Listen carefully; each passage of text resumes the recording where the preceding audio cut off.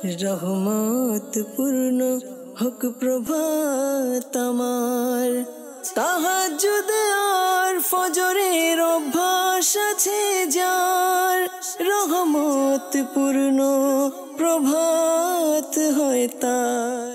আলহামদুলিল্লাহি রাব্বিল আলামিন, আসসালাতু ওয়াসসালামু আলা সাইয়্যিদিল মুরসালিন, আম্মা বা'দু, ফাউযু বিল্লাহি মিনাশ শাইতানির রাজীম, বিসমিল্লাহির রহমানির রহিম। আসসালাতু ওয়াসসালামু আলাইকা ইয়া রাসূলুল্লাহ ওয়া আলা আলিকা ওয়া আসহাবিকা ইয়া হাবিবাল্লাহ। আসসালাতু ওয়াসসালামু আলাইকা ইয়া নবিয়াল্লাহ ওয়া আলা আলিকা ওয়া আসহাবিকা ইয়া নূরাল্লাহ। মাদানী চ্যানেলের দর্শক শ্রোতা, আবার উপস্থিত হয়েছি প্রোগ্রাম রহমতপূর্ণ প্রভাত নিয়ে। যে যেখান থেকে আমাদের অনুষ্ঠান দেখছেন, দূরে কিংবা কাছে, দেশে কিংবা প্রবাসে, সকল দর্শককে জানাই আন্তরিক মোবারকবাদ। আল্লাহ তাবারক ওয়া তাআলার অনেক বড় দয়া, আমরা অতিবাহিত করব আল্লাহর রাস্তায়, আল্লাহর পথে, আল্লাহর জন্য। এটা অনেক বড় দয়া আল্লাহ তাআলার। কোরআনে পাকের তেলাওয়াত শুনবো, হামদে বারি তাআলা, নাতে রাসূলে মকবুল সাল্লাল্লাহু আলাইহি ওয়াসাল্লামও শুনবো। পাশাপাশি আপনাদের কল আর এসএমএসগুলো আমরা অনুষ্ঠানে অ্যাড করার চেষ্টা করবো আল্লাহ ইনশাআল্লাহ তাআলা। নবী রহমত শাফি উম্মাত সাল্লাল্লাহু তাআলা আলাইহি ওয়াসাল্লামের আলিশান ফরমান, যে ব্যক্তি প্রতিদিন আমার উপর 50 বার করে দুরূদ শরীফ পাঠ করবে, কিয়ামতের ময়দানে আমি তার সাথে মুসাফা করব। সাল্লু আলাল হাবিব সাল্লাল্লাহু তাআলা আলা মুহাম্মদ সাল্লাল্লাহু তাআলা আলাইহি ওয়াসাল্লাম। চমৎকার এক বিষয় নিয়েছি আজকে আলোচনা করার জন্য। প্রত্যেক লোকের জন্য, প্রত্যেক মানুষের জন্য আজকের বিষয়ের উপর ধারণা রাখা বা ইলমে দ্বীন অর্জন করা, শেখা খুবই জরুরি। কোন বিষয় নিয়ে আজকে আলোচনা করব তাও একটু পরেই জানাবো। অনুষ্ঠানের শুরুতে ভালো ভালো নিয়ত সহকারে আমরা আগে কোরআনে পাকের তেলাওয়াত শুনবো। তেলাওয়াতের অর্থ, তর্জমা কানজুল ঈমান থেকে কি এসেছে তাও আমরা জেনে নেই। আল্লাহ তাআলা কি ইরশাদ করলেন আপনার জন্য, আমার জন্য। যে তেলাওয়াত শুনিয়ে দিই।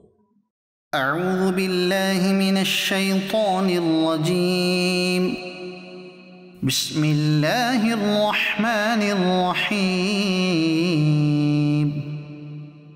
ইন কানাত ইল্লা সাইহাতান ওয়াহিদাতান ফাইযা হুম খামিদুন। ইয়া হাসরাতান আলাল ইবাদ ما يأتيهم من رسول إلا كانوا به يستهزئون ألم يروا كم أهلكنا قبلهم من القرون أنهم إليهم لا يرجعون صدق الله العظيم. সুবহানাল্লাহ, সুবহানাল্লাহ।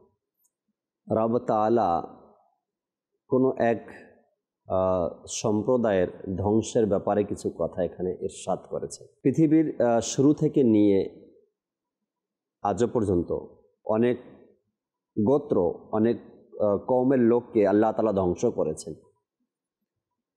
এগুলো তাদের কর্মের কারণে হয়েছে, তাদের গুনাহের কারণে হয়েছে, তাদের পাপাচারের কারণে হয়েছে। আর সে কথাগুলো আল্লাহ তাবারক ওয়া তাআলা এক এক সময় এক এক প্রেক্ষাপটে কোরআনে পাকের মধ্যে ইরশাদ করেছেন যে কেন কোন জাতি ধ্বংস হয়েছিল। তবে আমাদের নবী রাসূল আরবি সাল্লাল্লাহু আলাইহি সাল্লামের সাদাকায় আল্লাহ তাবারক ওয়া তাআলা আমার নবীর উম্মতকে হেফাজত করেছেন এমন ধ্বংস থেকে, এমন আযাব থেকে। আমাদের গুনাহসমূহকে আল্লাহ তাআলা গোপন রেখেছেন আমার নবীর সাদকায়। পূর্বের উম্মতের গুনাহগুলো গোপন থাকতো, তবে যখন অতি মাত্রায় তারা গুনাহ করত তখন আল্লাহ তাআলার পক্ষ থেকে কোনো না কোনো আযাব চলে আসতো, তারা ধ্বংস হয়ে যেত। বিভিন্নভাবে এক এক জাতির উপরে এক এক সময় গজব নাজিল হয়েছিল। আল্লাহ পাক আমাদেরকে সকল প্রকারের গুনাহমুক্ত জীবন দান করুক এবং সেই ধ্বংস থেকে যেন আমি, আমার সমাজ, আমার দেশ যেন আমরা বাঁচাতে পারি। আল্লাহ তাআলা সে তৌফিক আমাদেরকে দান করুক। দর্শক, আজকের যে বিষয় নিয়েছি আমরা, অন্ধকার কবর। আল্লাহ তাবারক ওয়া তাআলা কোরআনে পাকের মধ্যে অন্ধকার কবর নিয়ে কি ইরশাদ করেছেন। কবরে কার অবস্থা কেমন হবে, নেককারের অবস্থা কেমন হবে কবরে, আর গুনাহগারের অবস্থা কেমন হবে কবরে। আর সেই কবরের আযাব থেকে গুনাহগারকে বাঁচার জন্য কি কি হুকুম আল্লাহ তাআলা দিয়েছেন, প্রত্যেকটা বিষয় নিয়ে আজকে যতটুকু সম্ভব হয় আলোচনা করার চেষ্টা করব। আমার সাথে আজকের প্রোগ্রামে তালিব মাদানী ভাই আছেন। মোবারকবাদ জানাই তালিব মাদানী ভাইকে। আল্লাহ চাই ইনশাআল্লাহ তাআলা আজকের বিষয় নিয়ে তার থেকে কোরআন ও হাদিসের গুরুত্বপূর্ণ বিষয়গুলো শুনবো। আমরা একটি কালাম শুনিয়ে দিন আজকের প্রোগ্রামে। ইয়া রহমান ইয়া রহিম ইয়া গফফার ইয়া করিম ইয়া ইলাহি সদায় আমি তোমার দানের সঙ্গ চাই, মুশকিলেতে পড়লে তখন আশঙ্কারি সঙ্গ চাই। ইয়া ইলাহি রোজে হাসরে সূর্য যখন মাথা উপর, ইয়া ইলাহি রোজে হাসরে সূর্য যখন মাথার উপর, ছায়াবিহীন নবী দেহের শীতল ছায়ার সঙ্গ চাই। ইয়া ইলাহি সদায় আমি তোমার দানের সঙ্গ চাই, মুশকিলেতে পড়লে তখন আশঙ্কারি সঙ্গ চাই।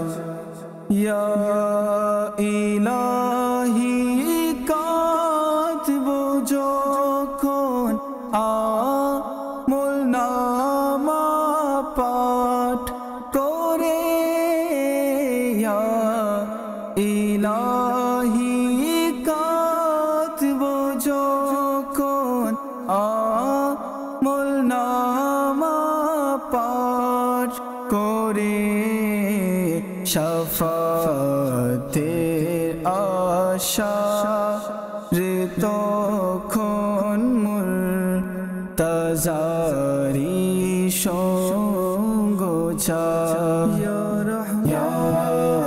ইলাহি সদায় আমি তোমার দানের সঙ্গ চাই, মুশকিলেতে পড়লে তখন আশঙ্কারি সঙ্গ চাই। ইয়া ইলাহি হাঁটবো যখন সিরাতের পথ ধরে, ইয়া ইলাহি হাঁটবো যখন সিরাতের পথ ধরে, হেদায়াতের সূর্যালোকেরা আমি তখন সঙ্গ চাই। ইয়া ইলাহি সদায় আমি তোমার দানের সঙ্গ চাই, মুশকিলেতে পড়লে তখন আশঙ্কারি সঙ্গ চাই। ইয়া ইলাহি চাইবো যখন তোমার কাছে নে দুআ, ইয়া ইলাহি চাইব যখন তোমার কাছে নে দুয়া পবিত্র মুখ রব্বানারি আস্তাবানের সঙ্গ চাই ইয়া ইলাহি সদয় আমি তোমার দানের সঙ্গ চাই মুশকিলেতে পড়লে তখন আশঙ্কারি সঙ্গ চাই ইয়া ইলাহি রেজা যখন সিজদা হতে তুলবে শির ইয়া ইলাহি রেজা যখন সিজদা হতে তুলবে শির মুস্তাফার ওই জাগ্রত প্রেম দৌলতেরি সঙ্গ চাই ইয়া ইলাহি সদয় আমি তোমার দানের সঙ্গ চাই মুশকিলেতে পড়লে তখন আশঙ্কারি সঙ্গ চাই। মাশাআল্লাহ, চমৎকার এক স্টুডিও কালাম আমরা শুনলাম এই মুহূর্তে। আল্লাহ তাবারক ওয়া তাআলার দরবার ইস্তেগাসা যেটাকে বলা হয়, দোয়াই কালাম যেটাকে বলা হয়, এভাবে করে দোয়া করতে থাকা নিজের জন্য চমৎকার কালাম ছিল। এখানে বিভিন্ন বিষয়ে আল্লাহ তাআলার দরবারে দোয়া করেছেন। নাথ খা ইসলামী ভাই যে কবি লিখেছেন, তিনি এই পংক্তিগুলোর মধ্যে আল্লাহ তাআলার দরবারে দোয়া চেয়ে এরপরে এই কথাগুলো লিখেছেন। আল্লাহ কবুল করেন। আজকের যে বিষয় আমরা নিয়েছি অন্ধকার কবর, তালিব মাদানী ভাই থেকে কিছু আমরা আলোচনা শুনি দর্শক, এরপরে নাতে রসুল শোনাবো আপনাদেরকে ইনশাআল্লাহ তাআলা। জি তালিব মাদানী ভাই কেমন আছেন আপনি? আলহামদুলিল্লাহ, মাশাআল্লাহ, আল্লাহ কবুল করেন। জি আলহামদুলিল্লাহ। আজকের যে বিষয় নিয়েছি ভাই আমরা অন্ধকার কবর, এ নিয়ে যদি কিছু শোনাতেন, কিছু বলতেন ইনশাআল্লাহ। আলহামদুলিল্লাহি রাব্বিল আলামিন ওয়াসসালাতু ওয়াসসালামু আলা সাইয়্যিদিল মুরসালিন। আজকের বিষয় কবরের অন্ধকার, খুবই চমৎকার এবং গুরুত্বপূর্ণ টপিক আমরা বলতে পারি। আর এমন একটি বিষয় যে আমার মনে হয় না যে কারোর সাথে রিলেটেড না, প্রত্যেক ব্যক্তির সাথে রিলেটেড। আল্লাহ তাবারক ওয়া তাআলা পবিত্র কালামে মাজিদ ফুরকানে হামিদে ইরশাদ করেন, বিসমিল্লাহির রহমানির রহিম, কুল্লু নাফসিন যায়িকাতুল মউত। প্রত্যেক প্রাণীকে মৃত্যুর স্বাদ গ্রহণ করতে হবে। এছাড়া এতে কোনো মুক্তি নেই, কোনো ত্রাণ নেই, কেউ বাঁচতে পারবে না। সবাইকে মৃত্যুর স্বাদ গ্রহণ করতে হবে, হোক সে মানুষ, হোক সে ফেরেশতা, হোক সে জিন, এমনকি মালাকুল মউত আলাইহিস সালাম, জাকির ভাই, যিনি রূহ কবজ করেন, জি, ইনাকেও একদিন আল্লাহ তাবারক ওয়া তাআলা মৃত্যু দান করবেন। কেউ বাঁচতে পারবে না। প্রত্যেক প্রাণীকে মৃত্যুর স্বাদ গ্রহণ করতে হবে। সূরা রহমান আল্লাহ পাক বলেন, কুল্লু মান আলাইহা ফান, প্রত্যেক জিনিস ফান, ধ্বংস হবে। আচ্ছা, প্রত্যেক জিনিস ধ্বংস হবে। ওয়া ইয়াবকা ওয়াজহু রাব্বিকা যুল জালালি ওয়াল ইকরাম, আল্লাহ তাবারক ওয়া তাআলারই এক সত্তা যিনি সদা সর্বদা থাকবেন। উনি ছাড়া যত জিনিস রয়েছে, যত কিছু রয়েছে, সকল জিনিস ধ্বংস হয়ে যাবে। তো আমরা হচ্ছি নশ্বর, আমরা ধ্বংস হব, এক না একদিন আমরা মারা যাব। তো প্রত্যেক মানুষ মৃত্যুর স্বাদ গ্রহণ করতে হবে। আচ্ছা, মৃত্যু বলে কাকে? মৃত্যু বলা হয় যে রুহটা দেহের সাথে, দেহ থেকে পৃথক হওয়াকে, আলাদা হওয়া। হ্যাঁ, মৃত্যু বলা হয় দেহ থেকে রুহের রুহের দেহ থেকে পৃথক হওয়াকে মৃত্যু বলা হয়। আর এই মৃত্যুর যন্ত্রণা আল্লাহ অনেক বেশি জাকির ভাই। আর এই মৃত্যু তো আসবেই, এতে কেউ ত্রাণ পাবে না। আল্লাহ তাবারক ওয়া তাআলা আরেক জায়গায় বলেন ওয়াজাআত সাকরাতুল মাউত বিল হক, এবং মৃত্যু হকের সাথে, মৃত্যুর যন্ত্রণা হকের সাথে চলে এসেছে। যালিকা মা কুনতা মিনহু তাহিদ, আর ওই সময় বলা হবে যে এটি হচ্ছে সে মৃত্যু যা থেকে তুমি পলায়ন করতে। মৃত্যু আসবেই, সুতরাং আমাদের বুদ্ধিমান হচ্ছে সেই যে দুনিয়ায় থেকে মৃত্যুর প্রস্তুতি নেয়, কবরের প্রস্তুতি নেয়। হযরতে সাইয়্যিদুনা ইসলামের দ্বিতীয় খলিফা ফারুকে আজম রাদিয়াল্লাহু তাআলা আনহু, এক সাহাবী যার নাম হচ্ছে কাবুল আহবার রাদিয়াল্লাহু তাআলা আনহুকে বলেন যে হে কাবুল আহবার রাদিয়াল্লাহু আনহু, আমাকে মৃত্যু সম্পর্কে কিছু বলুন। তো কাবুল আহবার রাদিয়াল্লাহু তাআলা আনহু বললেন, হে আমিরুল মুমিনিন রাদিয়াল্লাহু তাআলা আনহু, মৃত্যু এমন একটি কাঁটাযুক্ত শাখা ডানা যেটি বান্দার পেটে ঢুকানো হবে, আর ওই কাঁটা বান্দার পেটের প্রত্যেকটি রগ কেটে দিবে। এ হচ্ছে মৃত্যু। আর কোনো শক্তিশালী ব্যক্তিকে বলা হবে যে তুমি ওই কাঁটাযুক্ত ডানাটি শক্তভাবে টানো, আর টানার পর যে রগগুলো কাটবে কীরকম কষ্ট হবে, কত বেশি যন্ত্রণা আমাদের লাগবে। তো এটি হচ্ছে মৃত্যু।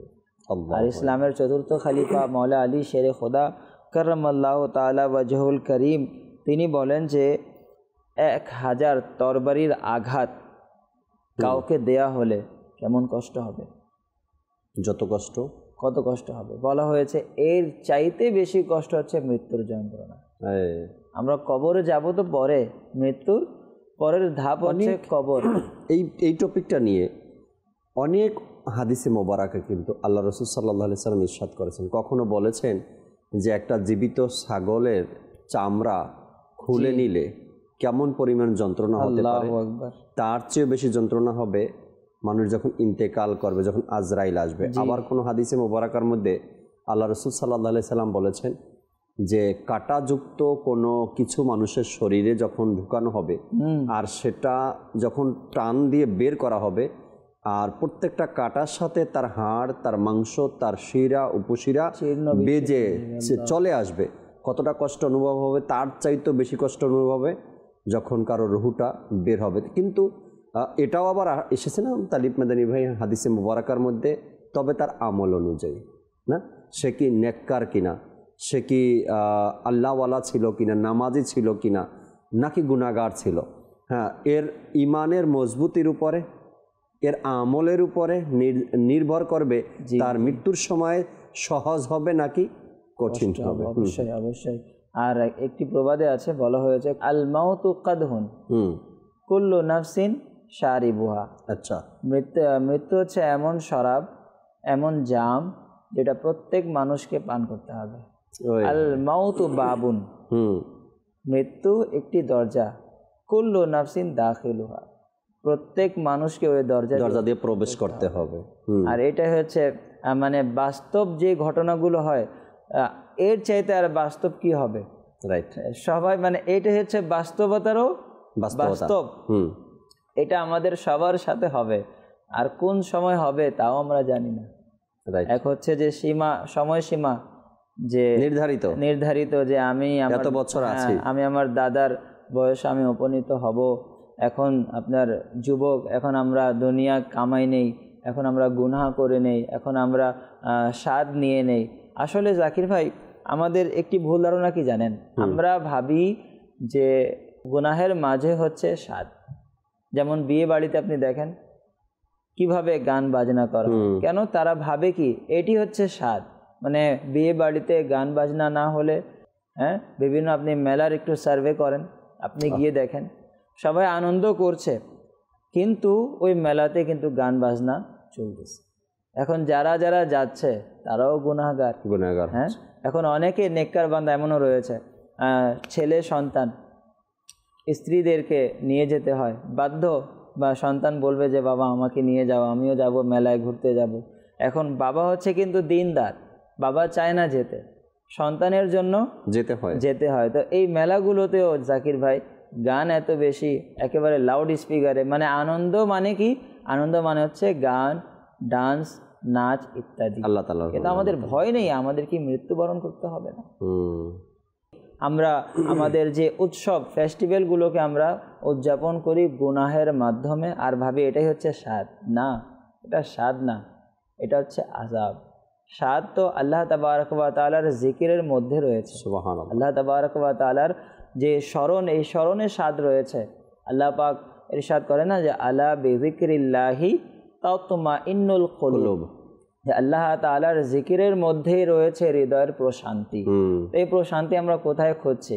যেই প্রশান্তি খোঁজার জন্য আমরা হারামের মধ্যে লিপ্ত হই, জি, ওই প্রশান্তি হয়তোবা দুনিয়ার মানুষের মনে হয় কি এটা প্রশান্তির জায়গা, কিন্তু ওই প্রশান্তি ওটা প্রশান্তি না, না আসলে না। মূলত প্রশান্তি তো আল্লাহ তাআলার জিকিরের মধ্যে, কোরআনে পাকের তিলাওয়াতের মধ্যে।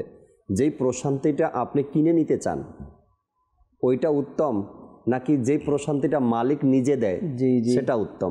কিনে নেওয়ার প্রশান্তি আর কতটুকু সময়ের জন্য হবে?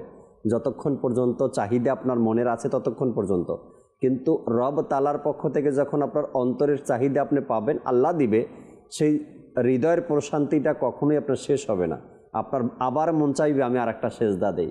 আল্লাহওয়ালা ব্যক্তিদের জীবনী আমরা শুনছি না, রাত পার করে দিয়েছেন নামাজের মাধ্যমে। কিভাবে সম্ভব ছিল?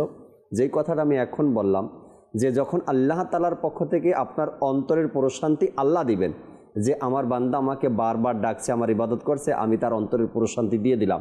যখন আল্লাহ আপনার হৃদয়ের প্রশান্তি দিয়ে দিবে, যে প্রশান্তি টাকা দিয়ে খুঁজেন, আপনি টাকা দিয়ে কিনতে চান বিভিন্ন জায়গায় হারামের মাধ্যমে, বেহায়াপনার মাধ্যমে, সেই প্রশান্তি তো আপনি পান না। মূলত প্রশান্তি তো আল্লাহ তাআলার জিকিরের মধ্যেই রয়েছে, যা কোরআন বলেছেন। আর যখন আল্লাহ তাআলার জিকিরের মাধ্যমে আপনি প্রশান্তি অর্জন করবেন, তখন ওই এক সেজদা নয়, হাজার সেজদাও আপনার তৃপ্তি মিটবে না। যে আপনার সেজদা দেওয়ার পরেও আপনি বলবেন সকাল হয়ে গেল, আরেকটা সেজদা দেওয়ার সুযোগ আমি পেলাম না, ফজরের আজান হয়ে গেল। এটার নাম হলো হৃদয়ের প্রশান্তি। আর আপনি যে হারামের মাধ্যমে, তালিব মাদানী ভাই যে কথাগুলো বললেন, যে মানুষ আজ খারাপের মাধ্যমে, বেহায়াপনার মাধ্যমে হৃদয়ের প্রশান্তি খুঁজে, সুখ খুঁজে, শান্তি খুঁজে, আর পৃথিবীতে কেউ বলতে পারবে যে আমি একবার গান শুনেই শান্তি অর্জন করছি আর জীবনে গান শুনিনি? এমনটা কখনো হবে না। তার কারণ ওটা ধোঁকা, তাই না? ওটা ধোঁকা, ওটা কখনোই সম্ভব না। যে আপনি গান শুনলেন আর হৃদয়ের প্রশান্তি পেয়ে গেলেন, ওটা ধোঁকা। শুনছেন একবার, আবার আগের মতো হয়ে গেছে, আবার শুনছেন, আবার আগের মতো হয়ে গেছে। কি করলেন? নিজেকে গুনাহের মধ্যে বিজি করে দিলেন, নিজেকে গুনাহের মধ্যে ভাসিয়ে দিলেন। এমনটা না করি। আমরা যে কথা বলছিলাম ইন্তেকালের সময় যে আযাব, ইন্তেকালের সময় যে কষ্টের কথাগুলো আপনি তুলে ধরলেন, আল্লাহওয়ালা ব্যক্তিদের ব্যাপারে এসেছে, যখন কোনো ব্যক্তি নেককার হয় না, তো সে অনুভবই করতে পারে না যে তার কষ্টটা, সে অনুভব করতে না। একটা হাদিসে পাকের মধ্যে পড়লাম, জান্নাতের আর যেমন কোনো নেককার ব্যক্তি আর জান্নাতের মধ্যে পার্থক্য এতটুকুই, শুধু সে ইন্তেকাল করবে, মারা যাবে, মারা যাবে, সে জান্নাতে প্রবেশ করবে। তো এমনও তো আল্লাহ তাআলার বান্দারা রয়েছেন যাদের জন্য আল্লাহ এত সহজ করে দিয়েছেন মৃত্যু, আবার আল্লাহওয়ালা ব্যক্তিরা অপেক্ষায় থাকে কখন আল্লাহর দিদার করবে। এটাই তো হচ্ছে আপনার সাক্ষাতের একটা মাধ্যম। মৃত্যু ছাড়া তো কেউ আল্লাহ তাআলার সাথে সাক্ষাৎ করতে পারবে না, আল্লাহর দিদার পাবে না। তো যারা আল্লাহ তাআলার দিদারের শখ, ইচ্ছা নিজের অন্তরে গেঁথে রেখেছেন যে আমি আল্লাহ তাবারক ওয়া তাআলার দিদার করব, দেখেন যারা আল্লাহওয়ালা হয় না, এনাদের দুনিয়ার চাকচিক্য এগুলো কিছুই ভালো লাগে না। তাদের মন শুধু এটাই চায় আমি রব তাবারক ওয়া তাআলার জিয়ারত দ্বারা ধন্য হই। যেমন এক বুজুর্গ রাহমাতুল্লাহ তাআলা আলাইহি বলা হয়েছে, ইমামে আজম গালিবান ইনি 100বার আল্লাহ তাবারক ওয়া তাআলার দিদার করেছেন। ইমাম জালালউদ্দিন সিয়ুতি শাফিঈ রাহমাতুল্লাহ তাআলা আলাইহি, যিনি তাফসীরে জালালাইন কিতাব লিখেছেন, এনার ব্যাপারে আসছে যে ইনি 76 বার, 76 বার। আর ইনি কেমন ওয়ালিয়ে কামিল, ইনি কেমন এই তাফসীর লিখেছেন, বর্তমানে এমন কোনো আলিম নেই, যারা আলিম হয়েছে, ওলামা হয়েছেন, এমন কোনো আলিম নেই যারা এনার কিতাব অধ্যয়ন করে আসে না। সবাই তাফসীরে জালালাইন পাঠ করবেই। এটা হচ্ছে সকল প্রতিষ্ঠানেই রাখা হয়, এটা পড়ানোর জন্য সকল প্রতিষ্ঠানে রাখা হবে। তো ইনি কেমন আল্লাহওয়ালা ছিলেন, ইনি 76 বার আল্লাহ তাবারক ওয়া তাআলার দিদার করেছেন। সুবহানাল্লাহ। তো বান্দার অন্তরে যা ইচ্ছা থাকে সে স্বপ্নে দেখবেন তাই দেখবে। যেমন আপনার কয়েকদিন আগে আমি জাকির ভাই হঠাৎ আমার এক এলাকার এক আঙ্কেলের সাথে সাক্ষাৎ হলো। তো উনি খুব ভালোবাসেন আমাকে। উনি বলছে যে আন্টির অবস্থা খুবই সিরিয়াস। কেন, কি হয়েছে? উনি বলে ভ্যাপসা ওনার 2টি থেকে 1টা নষ্ট হয়ে গেল। শ্বাসকষ্ট ওনার খুব বেশি, উনি শ্বাস নিতেও পারে না। তো প্রত্যেক মাসে ওনার পেছনে এত বেশি খরচ, আমার পক্ষে আর সম্ভব হচ্ছে না। আচ্ছা, এটা শুনে আমি জিজ্ঞেস করলাম যে ওনার বয়স কত? উনি বললেন 35 হবে। 35। আমি ভাবতেছি যে দেখেন ওনার ফ্যাপসা খারাপ হয়ে গেল, আর খুবই আপনার শরীরও একটু ফুলে যাচ্ছে, মানে উনি আস্তে আস্তে কি দুর্বল হয়ে যাচ্ছেন। আল্লাহ ওনাকে হায়াত দান করুক, কিন্তু মানে বাহ্যিক দিক দিয়ে দেখতে গেলে উনি একটু মৃত্যুর কাছাকাছি কি চলে যাচ্ছে, ডাক্তারও সেরকম সাড়া দিচ্ছে না। তো আমি ভাবতেছি যে এই জীবন কীরকম, বান্দা যে বয়স্ক হবে বা হবে, দাড়ি পাকবে, এটা কোনো নিশ্চয়তা নেই। এখন আমাদের শরীর সুস্থ আছে, আল্লাহ না করুক আগামীতে যদি নষ্ট হয়ে যায়, তো খুব মানে আমার খুব ভাবতেছিলাম যে আল্লাহ তাবারক ওয়া তাআলার কত বড় নেয়ামত, আমাদের শরীরে প্রত্যেকটা জিনিস কি আল্লাহ তাআলা সুস্থ রেখেছেন, সালামত রেখেছেন, এটা কত বড় নেয়ামত। আমরা ভাবি यार আমার কাছে বাড়ি নেই, আমার কাছে গাড়ি নেই, আমার কাছে টাকা নেই, পয়সা নেই, ধন দৌলত নেই। আরে এর চাইতে বড় ধন দৌলত আমাদের কি হবে যে আমাদের সারা শরীর কিন্তু সালামত। এখন ভাবেন যাকে ডাক্তার বলে দিয়েছে ইনি বাঁচবে না, ইনি বাঁচবে না, গ্যারান্টি দিয়ে দিল ইনি বাঁচবে না, তার দিন কিভাবে কাটছে, সে জানতেছে যে আমি মারা যাব। তো আল্লাহ তাবারক ওয়া তাআলার কত বড় দয়া আমাদের উপরে যে আমাদের এখনও কি সব কিছু সালামত রয়েছে। আচ্ছা, কিছুদিন আগে আমার এক খালা, তিনি পড়ে ওনার হাতটি প্যারালাইজড হয়ে গেল। এখন তিনি হাত উঠাতে পারছেন না, এত ব্যথা কি বলবো আপনাকে। তো ওই সময় তিনি ভাবছেন যে আমি আবার সুস্থ হব তো আল্লাহ তাআলার ইবাদত করব, আবার সুস্থ হব তো আমি তিলাওয়াতে কোরআন করব, আবার সুস্থ হব তো আমি আল্লাহ তাআলার এরকম ইবাদত করব। অর্থাৎ বান্দা যখন সুস্থ থাকে, সালামত থাকে না, তখন ইবাদতের আমাদের যে ধ্যান ধারণা সেটি থাকে না। আমরা ভাবি দুনিয়া অর্জন করব, দুনিয়ার চাকচিক্যে আমরা মগ্ন হয়ে যাব। যখন আমরা অসুস্থ হব তখনই আল্লাহ তাআলাকে আমরা স্মরণ করি, তখনই আল্লাহ তাআলাকে আমরা ডাক দিই যে আমি যদি সুস্থ হয়ে যেতাম, আরেকবার সুযোগ পেতাম, যদি ভালো হয়ে যেতাম। অথচ হাদিসে পাকে বলা হয়েছে যে সুস্থতাকে অসুস্থতার পূর্বে গনিমত জানো। এখন তুমি সুস্থ আছো, আগামীতে অসুস্থ হতে পারো, কাজেই আখিরাতের জন্য, মৃত্যুর জন্য, অন্ধকার কবরকে আলোকিত করার জন্য তুমি প্রস্তুতি নিয়ে নাও। এক বিজ্ঞ ব্যক্তি বলেছেন যে তুমি যদি তোমাকে ভালো করে বুঝতে চাও, তবে 3টি জায়গা তোমাকে দেখতে হবে। নাম্বার 1, হসপিটালে যাবে। হসপিটালে গেলে বুঝতে পারবে যে তুমি কতটা ভালো আছো। যতক্ষণ পর্যন্ত হসপিটালে না যাবে ততক্ষণ পর্যন্ত তুমি যে ভালো আছো এটা অনুভব হবে না। কারণ সেখানে গেলে অসংখ্য আইটেমের রোগী দেখা যায়, হ্যাঁ, অসংখ্য রোগের রোগী সেখানে ভর্তি থাকে। এজন্য বলা হয়েছে যে কমপক্ষে সপ্তাহে 1 দিন হলেও রোগীকে দেখতে যাওয়ার। যদি আপনি নিজে অসুস্থ না হন মাঝে মধ্যে, তবে চিন্তা করতে হবে হয়তো আল্লাহ তাআলা আমার প্রতি নারাজ আছে, এটাও বলা হয়েছে। যদি আমি অসুস্থ না হই, চিন্তা করতে হবে আল্লাহ তাআলা হয়তো আমার প্রতি নারাজ আছেন, এই কারণে আমি অসুস্থ হই না। এরপরে বলা হয়েছে কমপক্ষে সপ্তাহে 1 বার হলেও রোগী দেখতে যাও, অর্থাৎ হসপিটালে যাও। আর হসপিটালে গেলে আমার প্রতি আমার এক চিন্তা ভাবনা আসবে যে এই সকল লোকগুলো কত অসহায়, অসুস্থ অবস্থায় হসপিটালে। দ্বিতীয় বলেছেন তিনি কবরস্থানে যাওয়ার জন্য। যখন কবরস্থানে যাবে তখন একটা মানুষ বুঝতে পারবে যে এই যে কবরবাসীরা, তাদের আর করণীয় কিছু নাই, তারা কবরে অলরেডি চলে গেছেন, যা করার তারা দুনিয়াতেই করতে পেরেছেন। তো আমিও যতদিন উপরে আছি, দুনিয়াতে আছি, ততদিন আমাকে এই কাজটা এভাবে করতে হবে। তো অনেক সময় অনেক কিছুই আমাদের সামনে চলে আসে, আমরা পড়ি, দেখি, কিন্তু আমল করাটাই মুশকিল। আমাদের যে বিষয় ছিল আজ অন্ধকার কবর নিয়ে আমরা কথা বলছি। ইন্তেকাল, আগে তো মানুষ মারা যাবে, মারা যাওয়ার পরেই না তার কবর অন্ধকার হবে না আলোকিত হবে এরপরে ইন্তেকালের অবস্থান বুঝে যে লাশ সে বুঝতে পারে আমার পরবর্তী ধাপটা কেমন হতে পারে, তাই না? যদি তার ইন্তেকালের সময় এমনই অনুভব হয় এক হৃদয়ের প্রশান্তি আমার অর্জন হয়েছে ইন্তেকালের সময়, অর্থাৎ কোনো কিছুই সে টের পায়নি, কোনো কিছুই সে বুঝতেও পারেনি, এমন হতে পারে ভাগ্যবান ব্যক্তিদের ইন্তেকালের সময় আকা করিম সাল্লাল্লাহু আলাইহি সাল্লামের দিদার, এরপর কালেমা পাঠ করা, দুরুদ ও সালাম পাঠ করা, আজান শুনতে থাকা, ভালো কিছু শব্দ মুখ থেকে বের হওয়া। ওই সকল লোকেরা ইন্তেকালের সময় বুঝতে পারে যে আমার কবরটাকে অন্ধকার হবে নাকি আলোকিত হবে।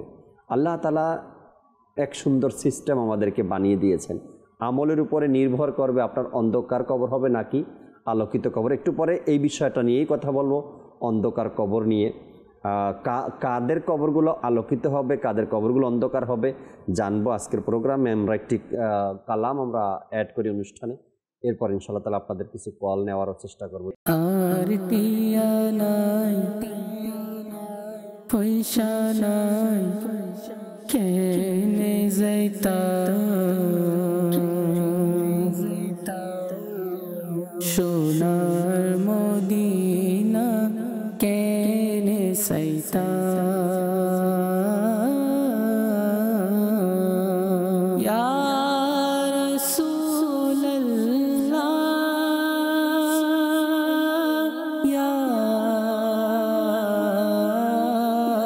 حبيب الله يا رسول الله يا حبيب الله يا حبيب الله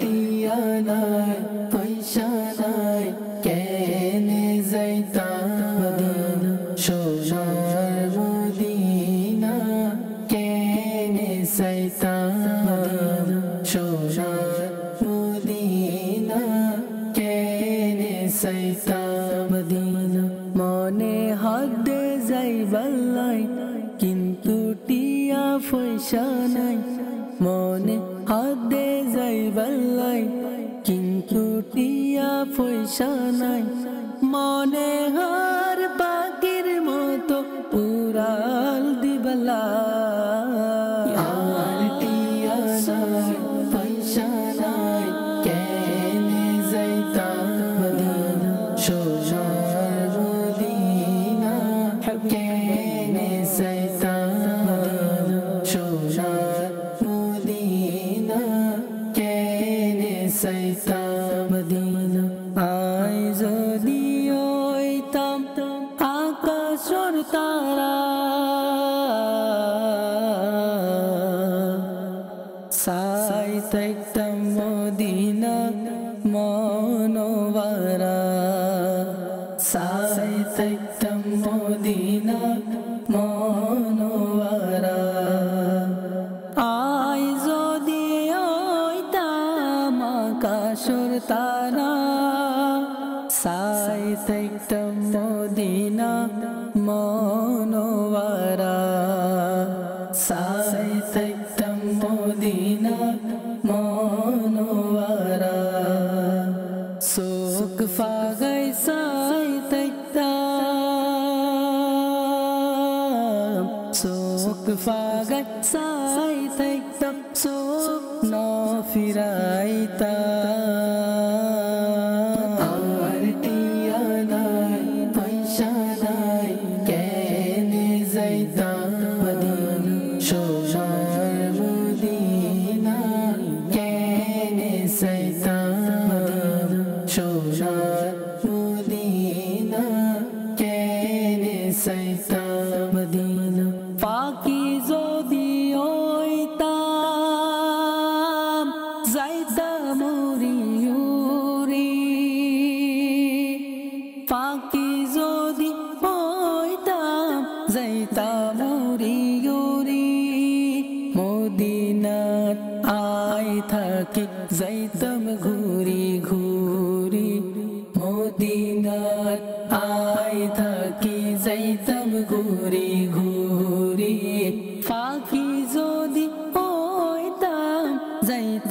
উড়ি উড়ি মদিনাত আয় থাকি যাইতাম ঘুরি ঘুরি মদিনাত আয় থাকি যাইতাম ঘুরি ঘুরি মদিনা সাই সাই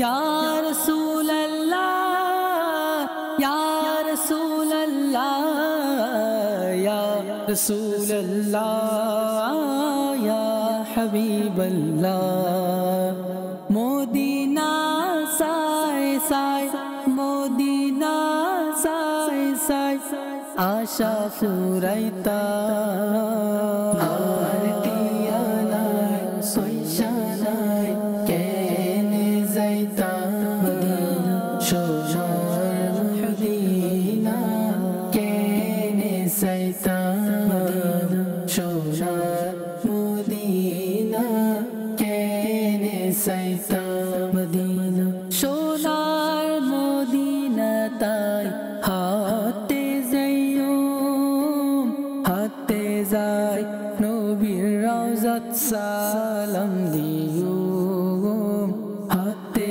যাই নবীর রওজাত সালাম দিও সোনার মদিনা তাই হাতে যাইও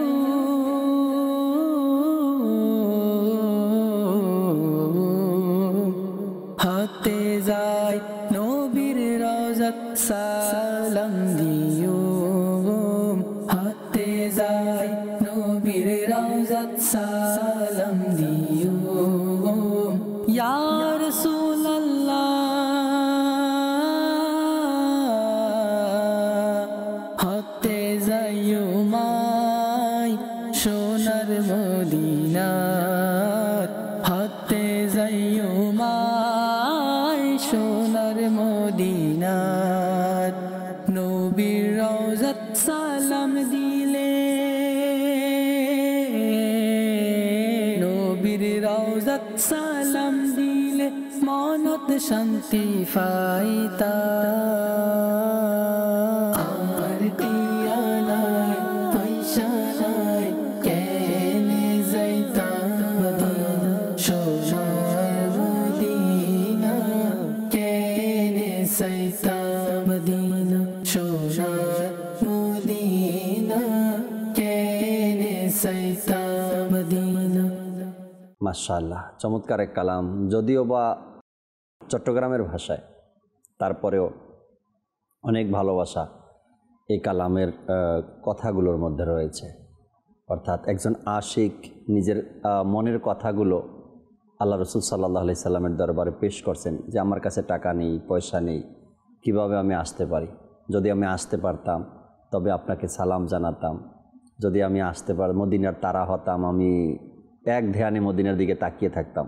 চট্টগ্রামের ভাষায় হইলেও এক ভালো লাগার মতো কালাম।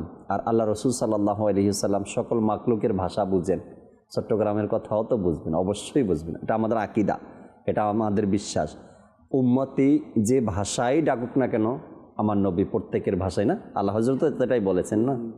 হ্যাঁ, চায়নাও যায় নবী করিম আলাইহিস সালামের দরবারে, ইংলিশও যায়, বাঙালিও যায়, ভারতীয় যায়, কিন্তু নবী করিম আলাইহিস সালাম হচ্ছেন আরবি। জি হ্যাঁ, সবাই যায়। এমনকি আপনার ইমান তাজা হয়ে যাবে জাকির ভাই, বিড়ালের প্রত্যেক প্রাণীর কথা নবী করিম আলাইহিস সালাম শুধু শুনেন না, শুধু বুঝেন না, শোনেনও বুঝেনও, তার সমস্যার সমাধানও করেন আল্লাহ রাসূল। এক আশিকে রাসূল হজে গেছিল, তো বিড়ালটিকে মদিনার নিয়ে আসার জন্য সে একটি খাঁচা নিয়ে আসছে যে আমি যাব, আমার দেশে নিয়ে আসব। ওই বিড়াল 2-3 দিন ধরে নবী করিম আলাইহিস সালামের দরবারে আরজি কাকুতি মিনতি করছে, ইয়া রাসূলুল্লাহ মদিনা ছুটছে। তো প্রিয় নবী আলাইহিস সালাম ওই ব্যক্তির স্বপ্নে এসে বললেন, তুমি আমার বিড়ালটিকে নিয়ে যাবে। আল্লাহ আল্লাহ,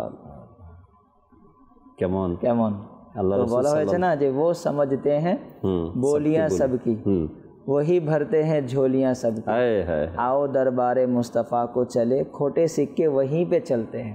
নবী করিম আলাইহিস সালাম সবার কথা বুঝেন, এমনকি সবার যে আরজি কাকুতি মিনতি সেটি শুনেন এবং তার সমস্যার সমাধানও করে দেন। আল্লাহ তাবারক ওয়া তাআলা আমাদেরকেও এমনভাবে যেন ডাকতে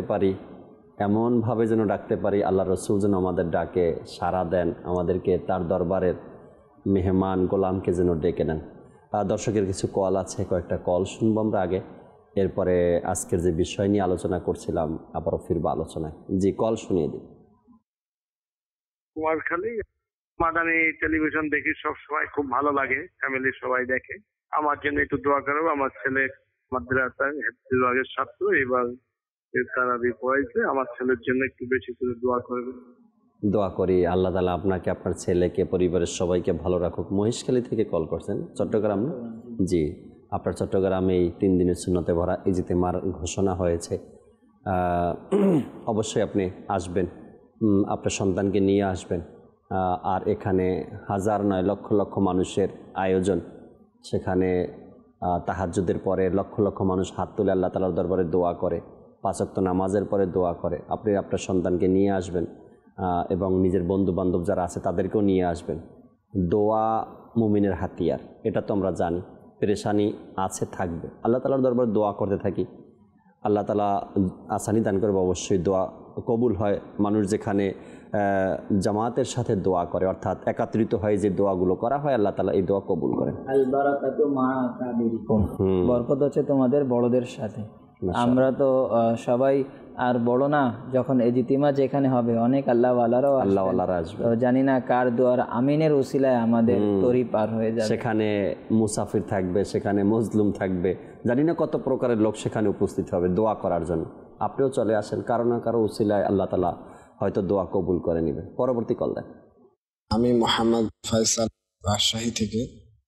মাশাআল্লাহ, অনেক সুন্দর মাদানী চ্যানেলের প্রোগ্রাম হচ্ছে, দেখে অনেক ভালো লাগছে। মাশাআল্লাহ, এত সুন্দর প্রোগ্রাম আমাদেরকে উপহার দেওয়ার জন্য মাদানী চ্যানেলের সকল ইসলামী ভাইদেরকে আন্তরিক শুভেচ্ছা জানাচ্ছি। দোয়া করবেন আমার জন্য, আমার পরিবারের জন্য। ফয়সাল ভাই, দোয়া করি আপনার জন্য, আল্লাহ আপনাকেও ভালো রাখুক, সুস্থ রাখুক, সবসময় দিনী কাজের সাথেই থাকেন, আল্লাহ তাআলা দাওয়াত ইসলামের মধ্যে স্থায়িত্ব দান করুক। পরবর্তী কল দেন। আমার নাম মোহাম্মদ কেনু মিয়া। আমরা অনুষ্ঠান দেখতেছি, আপনাদের অনুষ্ঠানে খুবই ভালো লাগে আমাদের, এই জন্য এই চ্যানেলটা শুধু দেখি আর কি, আমার কাছে ভালো লাগার মতো একটি চ্যানেল। আল্লাহ তাআলার দয়ায় ধর্মীয় আলোচনা হয় এখানে, প্রত্যেকটা গুনাহের কাজ থেকে পবিত্র রাখা হয় এই চ্যানেলকে। আপনি নিজেও দেখবেন, অপরকেও দাওয়াত দিবেন মাদানী চ্যানেল দেখার জন্য। আল্লাহ তাআলা মিলেমিশে দিনের এই খেদমত করার সেই তৌফিক দান করুক। মাহে রমজানে যেভাবে আপনারা মাদানী চ্যানেলকে দান অনুদান দিয়েছেন, আপনার জাকাত ফেতরার টাকা দিয়েছেন, মাহে রমজানের পরেও আমরা যারা মাদানী চ্যানেলকে মাসিক ডোনেশন করি বা এককালীন ডোনেশন করি, আমরা যেন মাহে রমজানের পরে এটা ধারাবাহিকভাবে বজায় রাখি, ধরে রাখি। নিজের দান অনুদান যেন মাদানী চ্যানেলের বিকাশ নাম্বারে কল দিয়ে, কল সেন্টারে কল দিয়ে, এরপরে যেন যেটা আপনি প্রতি মাসে যেই অনুদানটা মাদানী চ্যানেলকে দেন, এটা তো কন্টিনিউ পাঠাতেই থাকবেন। যারা এককালীন দেন আপনারাও পাঠাবেন, আল্লাহ চাই ইনশাআল্লাহ তাবারক ওয়া তাআলা। তালিম মাদানী ভাই, দর্শকের কলও শুনলাম, কালামও শুনলাম, যে বিষয় নিয়েছে এই বিষয় নিয়ে কিছু কথা যদি অন্ধকার। মাশাআল্লাহ, আপনি বলেছিলেন যারা আল্লাহওয়ালা হবেন তাদের জন্য কবর কেমন হবে, তো ইনশাআল্লাহ সেই সম্পর্কে আলোচনা শুনবো। হযরতে সাইয়েদনা আবুল হাজ্জাজ সুমালি রাদিয়াল্লাহু তাআলা আনহু থেকে বর্ণিত, নবী রহমত, শফি উম্মত, তাজদার রিসালত, শহনশাহ নবুয়ত সাল্লাল্লাহু তাআলা আলাইহি ওয়া আলিহি ওয়াসাল্লাম ইরশাদ করেছেন, যখন মৃত ব্যক্তিকে কবরে শায়িত করা হয় তখন কবর তাকে সম্বোধন করে বলে, হে মানুষ, তোমার ধ্বংস হোক, তুমি কেন আমাকে ভুলে গিয়েছিলে? আল্লাহ, তোমার কি এতটুকুও জানা ছিল না যে আমি ফিতনার ঘর, অতি অন্ধকারের ঘর? অতঃপর তুমি কিসের ভিত্তিতে আমার উপর দিয়ে সদম্ভে চলাফেরা করেছিলে?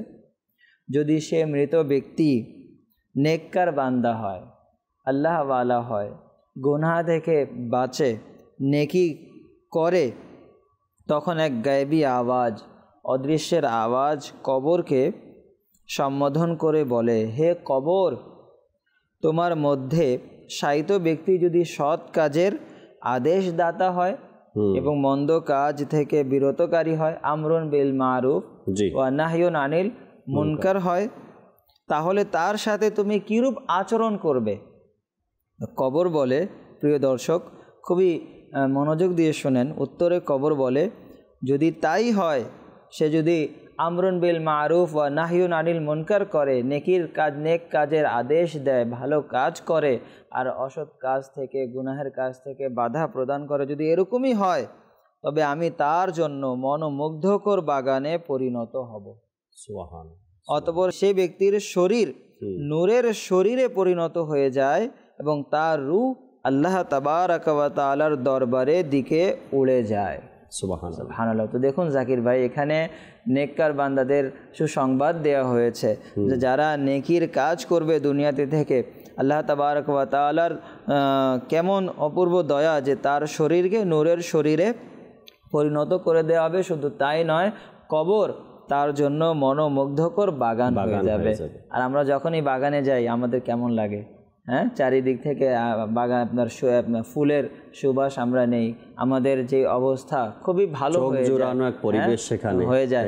আর যে কবরকে আল্লাহ তাবারক ওয়া তাআলা মনোমুগ্ধকর বাগান করবেন, তো তার সাথে তো দুনিয়ার বাগানের তুলনাই নেই না, এটা তো হাদিসে পাকের মধ্যে কোনো তুলনাই নেই। এটি মনে রাখবেন যে জান্নাতের বলা হয় জাকির ভাই এরকম এরকম নিয়ামত। কোরআনে পাকে আঙ্গুরের আলোচনা এসেছে, হ্যাঁ, আপনার ডালিমের আলোচনা এসেছে। তো আমরা ডালিম খেয়েছি, আমরা আঙ্গুরের টেস্ট জানি যে কীরকম।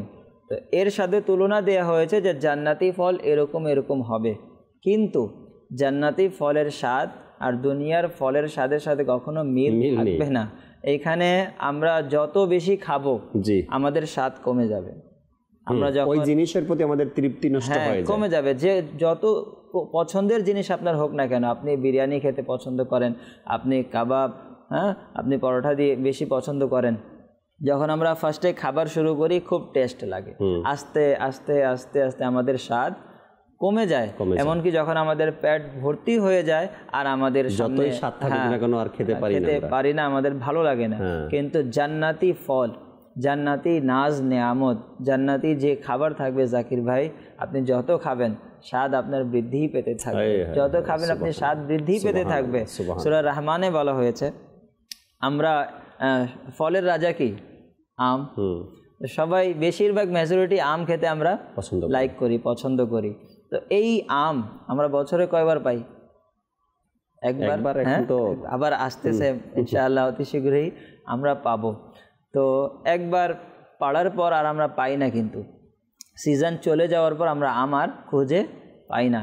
কিন্তু জাকির ভাই, যখন আমি সূরা রহমানের তাফসির পড়ছিলাম, তো সেখানে একটি আয়াত আসছিল যে জান্নাতের যেই ফল, জান্নাতের গাছ এভাবে থাকবে, এভাবে, হ্যাঁ, এভাবে থাকবে। অর্থাৎ আমাদের গ্রামে দেখবেন যে বাড়ি থাকে না, এভাবে থাকে, এভাবে বাড়ি আমাদের থাকে। এখনও আপনি অনেক জায়গায় পাবেন এভাবে বাড়ি থাকে, ছাদ আমাদের এভাবে থাকে। তো এভাবে থাকলে হয় কি, আমরা অনেক সময় দাঁড় হই না, আমাদের মাথা লেগে যায়। তো ঠিক এভাবে আমাদের কি হবে, জান্নাতে আল্লাহ তাবারক ওয়া তাআলা গাছ দিবেন। আপনি যদি আপনার ইচ্ছে জাগে যে আমি দাঁড়িয়ে আমি ফল খাবো, তো দুনিয়াবি ফল আমরা খাওয়ার জন্য আমরা ঢিল মারি যাতে ওই ফলটা আমরা নিয়ে নেই। জান্নাতি ফল আমরা যখন হাত বাড়াবো না, হাত বাড়ালেই, হ্যাঁ, আপনি দাঁড়িয়ে আছেন, ওই ফলটি খাবার ইচ্ছে জাগলো আপনার, হাত বাড়াবেন, আপনার কাছে সেই ফল চলে আসবে। আচ্ছা, আল্লাহ তাআলার কুদরত দেখেন, পাড়ার সাথে সাথেই ওই জায়গায় আবার আল্লাহ তাবারক ওয়া তাআলা আরেকটি ফল কি জন্মায় দিবেন। আচ্ছা, এখন আপনি বসে আছেন, এখন আপনার ইচ্ছে জাগলো যে এই ফলের আমি কি করব, আমি এই গাছের ফল ভক্ষণ করব। তো ওই আপনার গাছ তো এভাবে নেই, গাছ হচ্ছে এভাবে, আপনি বসে বসেও ওই ফলটি পাড়তে পারবেন। অনেক হাদিসে পাকের মধ্যে এসেছে না কি, যদি জান্নাতি লোকের ইচ্ছা হয় যে আমি এই ফলটা খাবো, মন আসবে যে আমি ফলটা খাবো, অটোমেটিকলি আল্লাহ তাআলার দয়ায় সেই ফল খাবারের উপযুক্ত হয় তার সামনে চলে আসবে। আবার আকাশে পাখি উড়ে যাবে, সে যদি ইচ্ছা করে যে পাখিটা যদি আমি খেতে পারতাম, বলা হয় যে সেটা ভুনা হয় তার সামনে চলে আসবে। এটা তো ছিল জান্নাতের নাজ নিয়ামতের কথা। অন্ধকার কবর, আপনি যেটা বললেন না একটু আগে, আলোকিত কবর নিয়ে, এমনও বান্দাদের ব্যাপারে হাদিসে মোবারকের মধ্যে আলোচনা এসেছে যে সে অন্ধকার কবরের আঁচও পাবে না, মানে কবরের অন্ধকার বা আযাব এসবের কিছুই তার কাছে আসবে না, কেননা সে আল্লাহ তাআলার পছন্দনীয় বান্দা ছিল এবং সে আল্লাহ তাআলার পছন্দনীয় আমল করে দুনিয়া থেকে বিদায় নিয়েছে। তার মধ্যে আর জান্নাতের মধ্যে একটাই পার্থক্য ছিল, ইন্তেকাল। সে মারা যাবে আর জান্নাতে প্রবেশ করবে। তো ওই সকল ব্যক্তির জন্য অন্ধকার কবর নাই, তার জন্য আলোকিত কবর। অন্ধকার কবর কাদের জন্য? আমরা যারা সেই অন্ধকার কবরের আলোচনা শোনার পরেও দুনিয়াতে আমরা নিজেকে অন্ধকার রেখেছি, তাই না? আমরা দুনিয়াতে সেই অন্ধকার কবরের আলোচনা শুনলাম আর নিজের দুনিয়াটাকে নিজে অন্ধকার বানিয়ে রেখেছি, তাদের জন্য কবরটা অন্ধকার। আজ আলোচনা করা হয় নামাজের। যে ব্যক্তি নামাজ পড়বে তো সে নূর পাবে, তাই না? এটাই এসেছে না হাদিসে মুবারাকার মধ্যে, যে নামাজ পড়বে সে নূর পাবে। আর সেই নূর অর্জনই করলাম না দুনিয়াতে, কবর কিভাবে আলোকিত হবে? আমার বলা হয়েছে দুরূদ শরীফ পুলসিরাত পার করবে, দুরূদ শরীফই পড়লাম না, তো অন্ধকার কবর সেটা অন্ধকারই থাকবে, আলোকিত আর কীভাবে হবে? বলা হয়েছে হালাল খাও, হালাল হারাম বক্ষণকারী কখনো তার দোয়া কবুল হয় না, কিন্তু আমরা হারামের লোভ লালসায় ছাড়তে পারি না। আর অন্ধকার কবর আলোকিত কিভাবে হবে? আমার তালিম মাদানী ভাই, ঘর অন্ধকার যদি থাকে তার আলোকিত করার জন্য বা সেই ঘর আলো করার জন্য কোনো না কোনো মাধ্যম তো দরকার। কি কি লাগে? দিনের বেলায় হলে জানালা দরকার, জানালাও যদি বন্ধ থাকে আবার সামনে পর্দা লাগানো থাকে তারপরে ঘর আলোকিত হয় না, পর্দা সরাতে হয়, জানালার থাই গ্লাস খুলে দিতে হয়, তারপরে দিনের বেলায় কিছু আলোটা তার ঘরের মধ্যে আসে। কোনো না কোনো ব্যবস্থা আপনাকে করতে হবে। যদি রাত হয়, রাত হলে হয়তো বা লাইট অন করতে হবে, কারেন্ট থাকলে কারেন্টের সুইচ অন করতে হবে, কারেন্ট না থাকলে তেলের মাধ্যমে যে লাইটগুলো জ্বালানো হয় এগুলো অন করতে হবে, যে ব্যবস্থা আধুনিক এখন বের হয়েছে। অর্থাৎ ঘর আলোকিত করার জন্য যদি আপনার এত ব্যবস্থা করতে হয়, এত আয়োজন করতে হয়, কোনো মানুষ একটা নতুন বাড়ি করবে, তার বাড়িটা, তার ঘরটা হঠাৎ নিজে নিজে আলোকিত হবে না। প্রথমে তো তাকে লাইন নেওয়ার জন্য আবেদন করতে হবে সরকারের কাছে, যে আমি নতুন বাড়ি করছি, আমি লাইন নিতে চাই, আবেদন করলাম।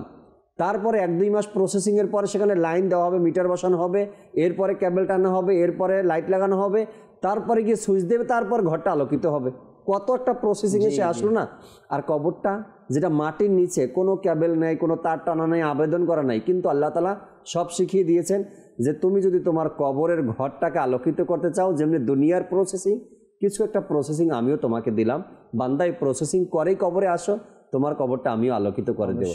আর সেই প্রসেসিংটা কি আল্লাহ তাআলা দিয়েছেন? 5 ওয়াক্ত নামাজ, আল্লাহর হুকুমগুলো পালন করা, শরীয়তের হাকামগুলো মেনে চলা, আল্লাহ রসুলকে মানা, আল্লাহ রসুল সুন্নতের উপর আমল করা, সত্য বলা, হালাল খাওয়া, পর্দা করা এবং সকল প্রকারের গুনাহের কাজ থেকে নিজেকে বাঁচানো। আল্লাহ একটা প্রসেসিং দিয়ে দিলেন, এই প্রসেসিংয়ে যদি তুমি আসো তবে তোমার কবরটা আলোকিত হবে। এখন আলোকিত করতে চাই কিন্তু প্রসেসিং মানি না, আলোকিত করতে চাই কিন্তু কারেন্টের জন্য আবেদন, হ্যাঁ, মানুষ আজকে কত হারামি কাজও করে, প্রসেসিং ছাড়াই চুরি লাইন নিয়ে, চুরি করা লাইন নিয়ে নিজের ঘরকে আলোকিত করছে। তারা আলোকিত না, আরও নিজের জীবনটাকে অন্ধকার করছেন। যেটা বলতেছিলেন আপনি। জি, প্রস্তুতি বলছিলাম আপনাকে। আমরা প্রত্যেক জিনিসের প্রস্তুতি নেই। আমির আহলে সুন্নাত দামাত বারকাতুহুল আলিয়া মাদানী মুযাকিরায় বললেন যে আমরা এটা সবাই জানি যে as-সালাতু মিফতাহুল জান্নাহ, জি, যে সালাত নামাজ হচ্ছে জান্নাতের চাবি। আবার আমরা বিভিন্ন বাসের পেছনেও আমরা লেখা দেখি যে নামাজ হচ্ছে বেহেশতের চাবি, আমরা সবাই জানি। আবার ওই চাবি আমরা চাইও, কিন্তু ওই চাবির দাঁত যদি বেশি হয়ে যায় তাতেও তালা খুলবে না, কম হয়ে গেল তাতেও খুলবে না। তো ঠিক এই চাবিটা ঠিক করার জন্য আমাদের নামাজ কিন্তু ঠিক করতে হবে। নামাজ ঠিক, বুঝতে পেরেছেন? আমাদের নামাজ ঠিক হয় না। আমরা বিভিন্ন কোর্স করতে রাজি, আমরা বিভিন্ন কাজ 1-2 বছর আমরা শিখতে রাজি, কিন্তু আখিরাত যেভাবে সজ্জিত হবে নামাজের ব্যাপারে আমরা জানি, আমরা নামাজ আদায় করি। তো নামাজ এর মাধ্যমে আমাদের আখিরাত সজ্জিত হবে, কিন্তু দুর্ভাগ্যক্রমে সকল জিনিসের জন্য আমাদের কাছে সময় রয়েছে, নামাজ শেখার জন্য আমাদের সময় থাকে না। ওই চাবিটি আপনার অ্যাকুরেট করার জন্য আমাদের সময় নেই। আমার প্রিয় ভাই, আমরা যে নামাজ আদায় করি, তো ঠিক যেভাবে চাবি এক দানা বেশি হয়ে গেলে আমাদের ওই তালা খুলবে না, ঠিক তেমনইভাবে আমাদের নামাজে হয়তো বা তিলাওয়াতে কোনো ঘাটতি আছে, নয়তো আপনার মাসাইলের দিক থেকে কোনো ঘাটতি আছে, নামাজে আমাদের কত যে সাজদায়ে সাহু হচ্ছে, নামাজের ওয়াজিব যতগুলো ছুটছে, এগুলো বলার বাহিরে, কিন্তু এগুলো শেখার পেছনে আমাদের ধ্যানই নেই, এগুলো শেখার গুরুত্বই নেই, আগ্রহ নেই। জাস্ট আমরা কি করি? নামাজ আদায় করি। তো মনে রাখবেন, নামাজ নামাজ অসৎ কাজ থেকে বারণকারী। হ্যাঁ, কোরআনে পাকের আয়াত সকল প্রকারের ফাহিশা কাজ থেকে নামাজ হেফাজত। প্রত্যেক গুনাহের কাজ থেকে বারণকারী হচ্ছে কোন জিনিস? নামাজ। এমন কি হচ্ছে আমি নামাজও আদায় করছি আবার গুনাহে লিপ্ত হয়ে যাচ্ছে, এর পেছনে যখন আমরা দেখব না, তো আল্লাহ তাবারক ওয়া তাআলার কালাম তো সত্য, এটা মিথ্যা হতে পারে না। আমাদের ঈমান, কোরআন হক, হক এবং হক, কোরআন সত্য, কোরআনের একটি হরফও মিথ্যে নেই। তো এমন কি কোন কারণে আমরা নামাজ আদায় করছি আর কোরআনের ওয়াদা যে নামাজ আদায়কারী গুনাহ থেকে বেঁচে থাকবে, গুনাহ থেকে আমরা বাঁচতে পারছি না কেন? যখন আমরা ভালোভাবে পর্যবেক্ষণ করব তখন আমরা দেখতে পারবো যে আমাদের নামাজে ঘাটতি, আমাদের নামাজ ঠিক মতন আদায় হচ্ছে না। এই নামাজের নামাজ তো মুখের মধ্যে ছুঁড়েও মারা হবে, এই নামাজের নামাজ ওই মুখের মধ্যে ছুঁড়ে মারা হবে। আর এই কথাও হাদিসে পাকের মধ্যে এসেছে, যদি আপনি সঠিকভাবে নামাজের আহকাম যা রয়েছে সেই মোতাবেক যদি নামাজ না পড়েন, তবে আপনার নামাজ একটা গাঠুরির মধ্যে নিয়ে একটু ভাঁজ করে এরপরে আপনার মুখের মধ্যে মেরে দেওয়া হবে, নিক্ষেপ করা হবে। সুতরাং আপনার কবরের অন্ধকার দূর করবে নামাজ। তো প্রিয় দর্শকের কাছে আমার অনুরোধ থাকবে, যারা যেখান থেকে দেখছেন, আমরা প্রত্যেককে আমরা নামাজ শিখতে ব্যস্ত হয়ে যাই, আমরা নামাজ শেখার জন্য ব্যস্ত হয়ে যাই। আলহামদুলিল্লাহ, দাওয়াত ইসলামে আমাদের জন্য এই সুব্যবস্থা করেছে যে 7 দিনের নামাজ কোর্স শেখানো হয়। ইসলামী ভাইদের জন্য নামাজের আহকাম কিতাব রয়েছে, ইসলামী বোনদের নামাজের কিতাব রয়েছে। আপনারা এগুলো অধ্যয়ন করুন, দেখবেন ইনশাআল্লাহ দুনিয়া আখিরাত সফল কাম হবে। আমরা রাতের অন্ধকারে ভয় পাই, যেহেতু আমাদের টপিক হচ্ছে কবরের অন্ধকার। তো রাতের অন্ধকারে আমরা ভয় পাই, আমরা রাতের বেলায় কালো বিড়াল দেখলে আমরা ভয় পাই, হ্যাঁ, কুকুরের আওয়াজ শুনলে আমরা ভয় পাই। তো বলা হয়েছে যে রাতের ঘোর অন্ধকারে যারা ভয় পায়, বিড়ালের মিউ মিউ শব্দ শুনে যারা চমকে ওঠে, কুকুরের ঘেউ ঘেউ শব্দ শুনে রাস্তা পরিবর্তনকারী, সাপ ও বিচ্ছুর শুধুমাত্র নাম শুনেই যারা থরথর করে কেঁপে ওঠে, দূর থেকে প্রজ্বলিত আগুন দেখে ভীত সন্ত্রস্তকারী, বরং শুধুমাত্র আগুনের ধোঁয়া দেখেও যারা অস্থির হয়ে যায়, তাদের জন্য চিন্তার বিষয় যে হযরতে সাইয়্যিদুনা আল্লামা জালালউদ্দিন সুয়ুতি শাফিঈ রাহমাতুল্লাহি তাআলা আলাইহি শারহুস সুদূর নামক কিতাবে উল্লেখ করেন, যারা গুনাহ করে। শুনুন, যখন মানুষ কবরে প্রবেশ করে তখন তাকে ভীতি প্রদর্শন করার জন্য ওই সব বস্তু তার কবরে চলে আসে যেগুলোকে সে দুনিয়াতে ভয় করত, অথচ আল্লাহ তাবারাক ওয়া তাআলা জাল্লা শানুহুকে ভয় করত না। দেখুন, আল্লাহ পাককে ভয় করা, এটি হচ্ছে মেন। যার অন্তরে আল্লাহ রাব্বুল আলামিনের ভয় চলে আসবে না, তার অন্তর থেকে দুনিয়ার ভয় আল্লাহ তাআলা দূর করে দেবেন, সে কাউকে ভয় পাবে না। যার অন্তরে আল্লাহ তাবারক ওয়া তাআলার ভয়, আল্লাহর ভয় না থাকলে সে অন্তরটা তো একদম, তাই না, কি আছে আর এই অন্তরের মধ্যে? আল্লাহর ভয় যদি অন্তরে না থাকে। আমরা তালিব মাদানী ভাইয়ের থেকে চমৎকার কিছু কথা শুনছি, শেষ কিছু কথা শুনবো। এর আগে কেবলা শাইখে তরিকাত আমির আহলে সুন্নাত দামাত বারকাতুহুল আলিয়ার একটি মানকাবাত শুনি। দর্শক, আমরা এরপরে শেষ কিছু আলোচনা শুনে অনুষ্ঠান থেকে আমরা বিদায় নিব। আল্লাহ চাই ইনশাআল্লাহ তাআলা যে আমাদেরকে মানকাবাত শুনিয়ে দেন আমির আহলে সুন্নাত। মোর প্রাণ মোর জান তার তরে সব কুরবান, মুর্শিদ মোর প্রাণ মোর জান তার তরে সব কুরবান, মুর্শিদ মোর প্রাণ মোর জান তার তরে সব কুরবান, মুর্শিদ শুকরিয়া আশার তোমার, শুকরিয়া আশার তোমার, মুর্শিদ শুকরিয়া আশার তোমার, শুকরিয়া আশার তোমার, মুর্শিদ ঋণ কখনো শোধ হবে না, মুর্শিদে আতার তোমার, সারা জীবন থাকবো কৃতজ্ঞ, মুর্শিদে আতার তোমার, মুর্শিদে আতার তোমার, মুর্শিদ প্রশ্ন করোনা আমার আত্মার কি দিয়েছে, মুর্শিদ প্রশ্ন করোনা আমার আত্মার কি দিয়েছে। আল্লাহ রাসূলের হক পথ, আল্লাহ রাসূলের হক পথ, আল্লাহ রাসূলের হক পথ আত্মার দেখিয়েছেন, আত্মার দেখিয়ে মুর্শিদ প্রশ্ন করো না আমার আত্মার কি দিয়ে মুর্শিদ প্রশ্ন করো না আমার আত্মার কি দিয়ে মুর্শিদ শুকরিয়া পার তোমার শুকরিয়া পার মুর্শিদ শুকরিয়া পার তোমার শুকরিয়া পার মুর্শিদ মদনী চ্যানেল চলছে দ্বীনের প্রসার ঘটছে ছোট বড় সকলের পছন্দের এই চ্যানেল এমন সুন্দর তোহফা এমন সুন্দর তোহফা এমন সুন্দর তোহফা আত্মার মুদের দিয়েছেন আত্মার মুদের দিয়েছেন মুর্শিদ প্রশ্ন করো না আমার আত্মার কি দিয়ে মুর্শিদ প্রশ্ন করো না আমার আত্মার কি দিয়ে মুর্শিদ শুকরিয়া পার তোমার শুকরিয়া পার মুর্শিদ শুকরিয়া পার তোমার শুকরিয়া পার তোমার মোর প্রাণ মোর জান তার তোরে সব কুরবান মুর্শিদ মোর প্রাণ মোর জান তার তোরে সব কুরবান প্রিয় নবীর মোহাব্বত সাহাবীদের মোহাব্বত আহলে বাইতের প্রতি ভালোবাসা শিখালেন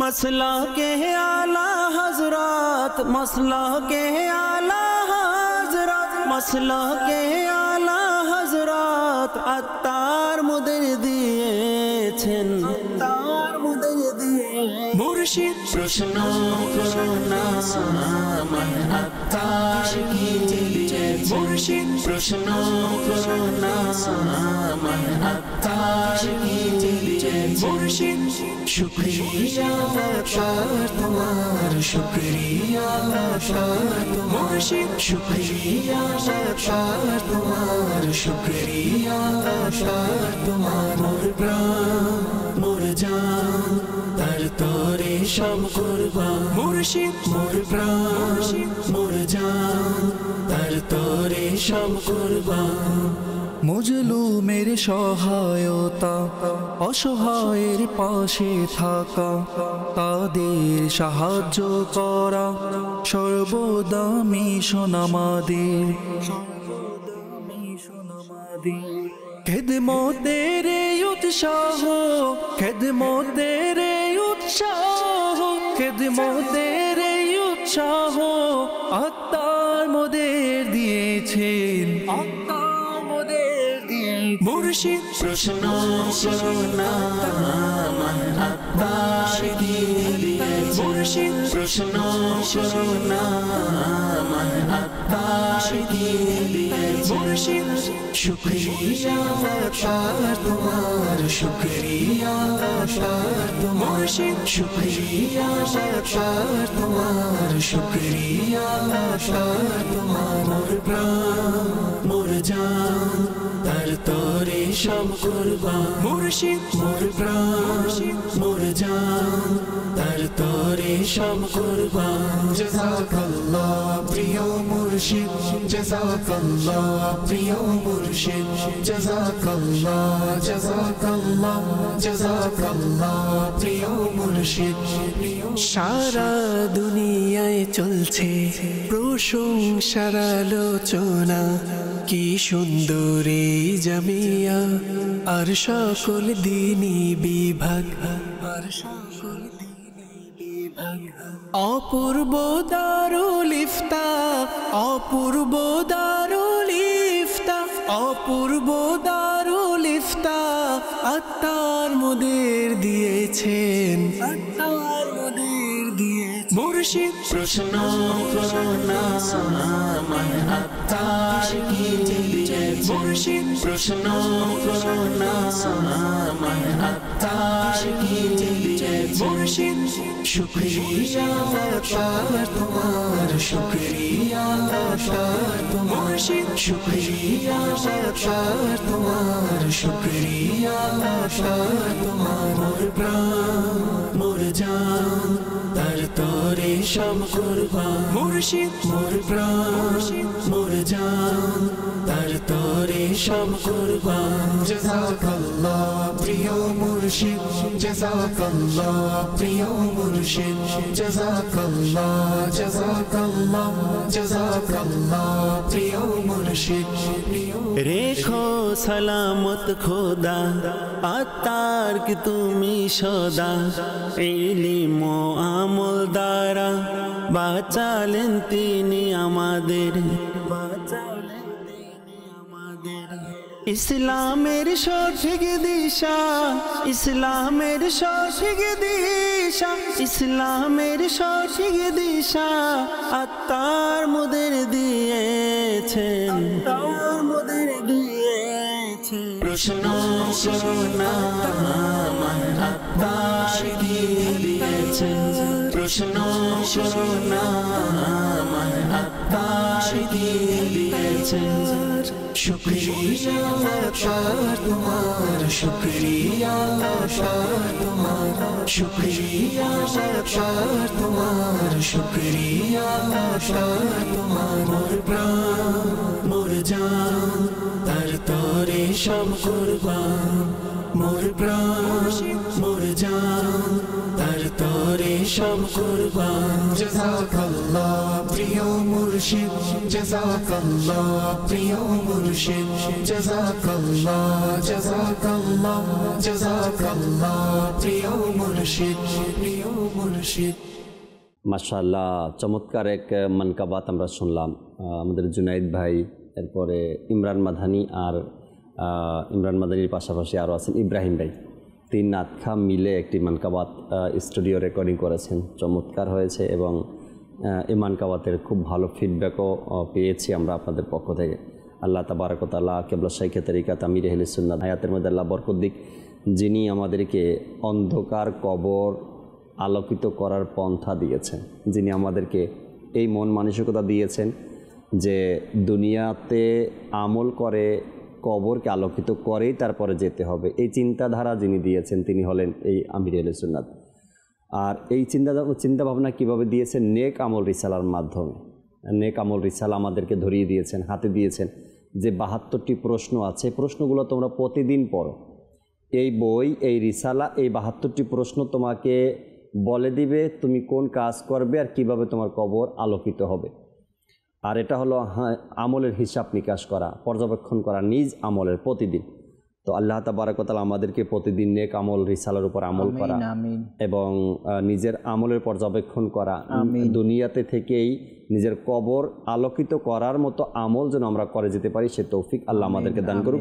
শেষ কিছু কথা তারিফ ভাই থেকে আমরা শুনে অনুষ্ঠান থেকে বিদায় নিব। জি, আসলে যারা বেনামাজি, শরিয়ত সম্মত কারণ ব্যতীত রমজান মাসের রোজা কাজাকারী, সিনেমা নাটকের দর্শকবৃন্দ, গান বাজনা শ্রবণকারী, পিতামাতার মনে কষ্ট দানকারী, দাড়ি মুন্ডনকারী বা এক মুষ্টি থেকে ছোটকারী এবং বিভিন্ন রকম পাপ কার্যে লিপ্ত ব্যক্তিদের জন্য চিন্তার বিষয় হলো এটা যে ইমাম গাজালি রহমতুল্লাহ তাআলা আলাইহি তিনি বর্ণনা করেন, যখন গুনাহগার ব্যক্তিকে কবরে রাখা হয় এবং তার উপর বিভিন্ন ধরনের কবরের আযাব শুরু হয়ে যায়, তখন তার পার্শ্ববর্তী মৃতরা তাকে ডাক দিয়ে বলে, হে নিজের প্রতিবেশী ও ভাইদের পর দুনিয়াতে অবস্থানকারী ব্যক্তি, আমাদের অবস্থা তোমার জন্য কি শিক্ষণীয় ছিল না? আল্লাহ, আমরা যে তোমার পূর্বে দুনিয়া থেকে কবরে এসেছিলাম তা কি তুমি কখনো চিন্তা ভাবনা করে দেখনি? মৃত্যুর পর আমাদের আমল যে বন্ধ হয়ে গিয়েছিল তা কি তুমি দেখনি? তোমার তো সুযোগ ছিল, তবে তুমি ওই সমস্ত নেক আমল কেন করনি যা তোমার ভাইরা করে আসতে পারেনি? কবরের চারদিক তাকে চিৎকার করে বলে, হে দুনিয়ার চাকচিক্যে ধোকাপ্রাপ্ত ব্যক্তি, তুমি এদের থেকে কেন উপদেশ গ্রহণ করনি? যারা তোমার পূর্বে কবরস্থ হয়েছে এবং তাদেরকেও দুনিয়া ধোকায় ফেলেছিল। প্রিয় দর্শক, দেখুন আমরা যখন কারো মৃত ব্যক্তির লাশ নিয়ে যাই না, তো এক কবি কতই না সুন্দর বলেছেন যে জানাজা আগে बढ़के ये कह रहा है ए जहां वालों मेरे पीछे चले आओ तुम्हारा रहनुमा मैं हूँ। জানাজা আগে থাকে, আমরা সবাই পেছনে থাকি। তো জানাজা আগে আগে জানাজা বলছে যে হে জগৎবাসীরা, আমার পেছনে চলে আসো, তোমার পথ প্রদর্শক হচ্ছি আমি। যেভাবে আমি আগে আগে যাচ্ছি, তোমরা আমার পিছনে পিছনে আসবে। কিছু শেখার আমার থেকে তোমরা শিখে নাও। যেভাবে আজ আমি খালি হাতে চলে গেলাম তোমাদের সামনে থেকে, তেমনি ভাবে একদিন খালি হাতে তোমরাও আমার পিছনে পিছনে চলে আসবে। জি, তো জানাজা আমাদেরকে বলছে আজকে যেভাবে আমাকে দাফন করছো না, তোমাকেও দাফন করা হবে। কেউ না কেউ তোমাকেও কাঁধে নিয়ে আসবে। আমাকে গোসল দিচ্ছ, তোমাকেও দেয়া হবে। আমাকে দাফন করছো, তোমাকে দেয়া হবে। আগে থেকে প্রস্তুতি নিয়ে নাও। আমি যে ভুলটা করছি সেই ভুলটা তোমরা করিও না। আমার থেকে তোমরা শিক্ষা নাও। আমি কিছুই নিয়ে আসতে পারলাম না দুনিয়া থেকে, তবে তোমরা যেন এমনটা না করো, এই ভুলটা যেন তোমরা না করো। তোমরা আমার পিছনে আসবে, আমার পরে আসবে, তবে তোমরা অর্জন করে আসো, তোমরা কিছু নিয়ে আসো। আল্লাহ তাবারক ওয়া তাআলা আমাদেরকে, আমরা দুনিয়াতে যাই কিছু করি না কেন, আর যত বড়ই হই না কেন, যত শক্তিশালী হই না কেন, যত টাকার মালিকই হই না কেন, যত সম্মানিত হই না কেন, এটা নিজ জায়গাতে থেকে যাবে। যদি কবর অন্ধকার হয়ে যায়, আপনার দুনিয়াতে টাকাওয়ালা, দুনিয়াতে সম্মান, দুনিয়াতে শক্তিশালী কোনো কাজে আসবে না যদি অন্ধকার কবর আপনার নসিব হয়ে যায়। তো ওই অন্ধকার কবর থেকে বাঁচার জন্য, অন্ধকার কবরকে আলোকিত করার জন্য আল্লাহ এবং তার রসুলের পক্ষ থেকে যে হুকুম হাকামগুলো নাজিল হয়েছে, এগুলো আমাদেরকে সঠিকভাবে কবরকে জাকির করতে হবে। আলোকিত করার জন্য একটি ছবি আমরা কার অনুসরণ করব? কোরআন আমাদের বলছে লাকাদ কানা লাকুম ফি রাসূলিল্লাহি উসওয়াতুন হাসানা, নিশ্চয়ই তোমাদের জন্য রাসূলুল্লাহর অনুসরণই উত্তম।